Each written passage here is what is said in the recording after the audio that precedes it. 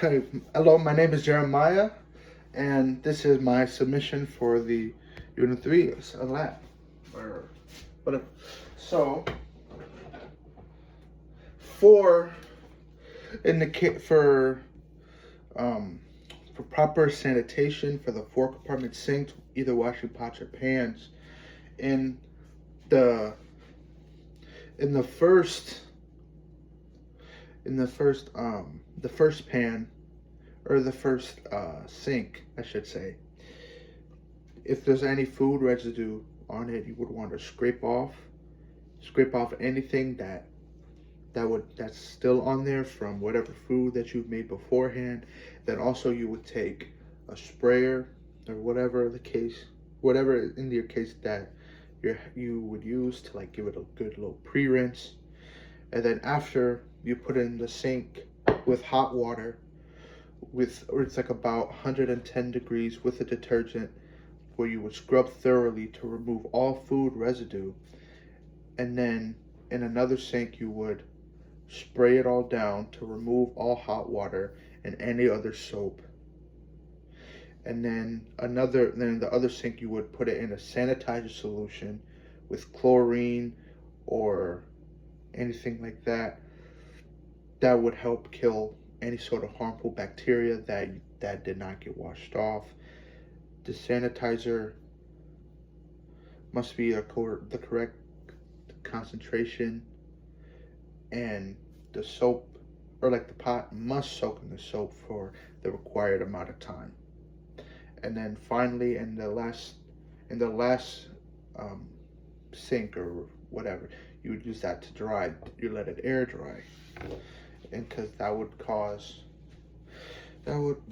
that's like the greatest recommendation to do. And now um, for the dishwasher, it's pretty much the same thing. First, you would rinse everything off, scrape off all excess food, so it won't be like mixed in with the washing. And also, you would want to load the dishwasher up properly so that it won't be like an overwhelming amount of dishes. So then the utensils would not get clean as much if there's too many. And then you would place, if it's at a house, you would use a Tide Pod, or in this case a Cascade. Then you'll set it in the designated spot for it. You close up the little hole for it, and then you would close the whole thing, press the right cycle in your temp, and then start. And then for keeping a kitchen clean, a thing that you should do to help minimize the amount of health risk for like bacteria and everything is that as you cook, you would want to clean everything as you go, whether it be your pots or pans, a cutting board, or your kitchen spaces altogether. The floor should be kept completely dry and clean to prevent any sort of slips, as well as accidents. And then chemicals of any sort should be put away in the right spots to prevent any sort of contamination on any of the food. And for the food thermometer, just imagine if this is a thermometer, and I guess my hand is a piece of meat. So what you want to do is, without touching any bone of any meat, you will put it in until it reaches the middle, and wait a second, so that without touching any bone, so that you can get a good read and see if it's at the right temperature. For chicken, the right temperature, it should be 165 degrees. Anything at the lowest above 155 for it to be a good um a good cook, like throughout the whole thing. And ground beef, it must reach 155 or up. And then steak and pork must reach at least 145 to reach to like about your medium well. I mean, for steaks, it's just, I guess for temps, that all depends on what type of rarity you would want it.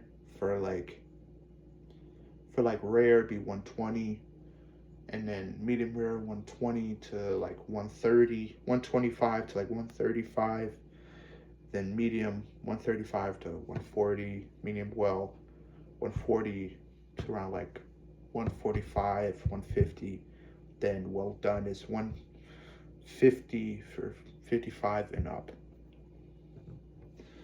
And food should be thawed in the refrigerator under cold running water or in the microwave. Food should never be thawed in room temperature because of bacteria. It can grow quickly into that danger zone. And personal hygiene as well. It's such a big thing to help prevent any sort of contamination. When you wash your hands, you want to use warm soap, and for at least 20 seconds. You wouldn't want to. I learned this back in elementary school. It's rinse, soap, scrub, rinse. You rinse off your hands, and then you apply soap, and then rub thoroughly for about 20 seconds, or at least getting through the ABCs. And then you would want to deep clean every single portion of your hands. So like get the top parts of your hands, get in between your fingers, everything like that. And then even like go something like this to get under your fingernails. Also with fingernails, when you're cooking, whether it be at a restaurant or even at your own house, your fingernails should always be cut. Your hands should always be clean.